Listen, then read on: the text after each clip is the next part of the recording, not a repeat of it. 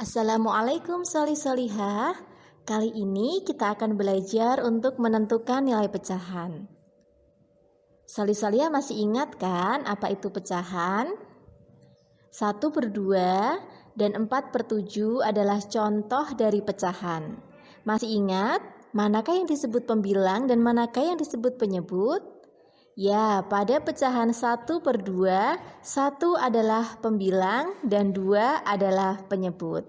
Nah, sebenarnya apa sih pecahan itu? Pecahan adalah bagian dari keseluruhan. Untuk lebih lengkapnya, kita perhatikan ilustrasi berikut ya. Perhatikan gambar berikut. Pada gambar ini ada sebuah lingkaran yang dibagi menjadi 4 bagian sama luasnya. 1 bagian berwarna orange, sedangkan 3 bagian lainnya berwarna putih. Jika kita diminta untuk menyatakan luas bagian yang berwarna orange dalam bentuk pecahan, maka adakah yang tahu berapakah luasnya jika dinyatakan dalam bentuk pecahan? Apakah 1/3, 3/1, 1/4, atau 3/4? Maka kita ingat kembali bahwa pecahan adalah bagian dari keseluruhan. Jika yang diminta dinyatakan dalam bentuk pecahan adalah luas daerah berwarna orange, maka daerah berwarna orange ini dapat kita sebut sebagai bagian.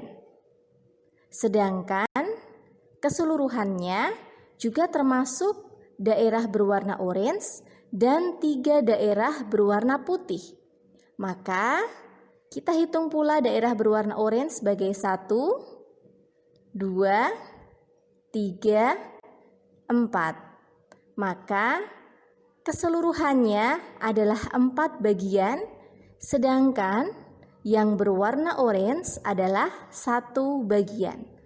Jadi, adakah yang tahu berapakah luas daerah berwarna orange jika dinyatakan bentuk pecahan? Apakah 1/3? Bukan. Apakah 3/1? Bukan juga. 1/4? Iya, betul sekali.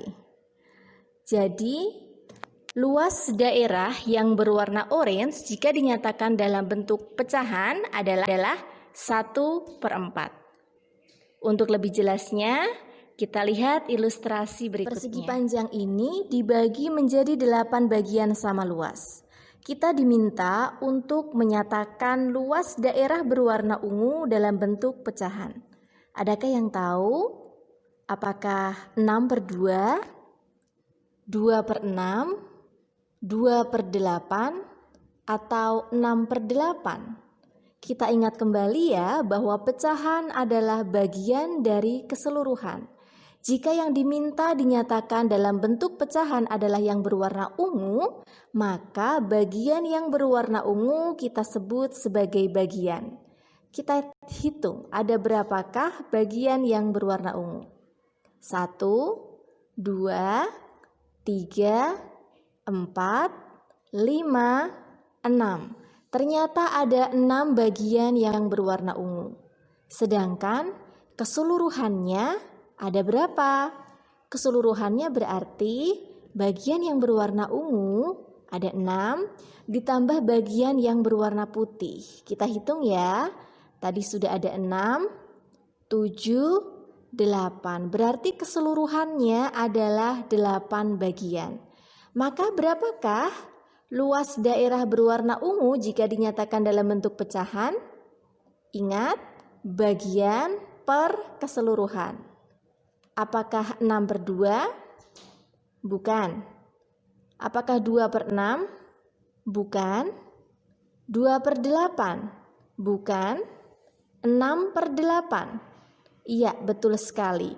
6/8. 6 bagian berwarna ungu per 8 bagian keseluruhan.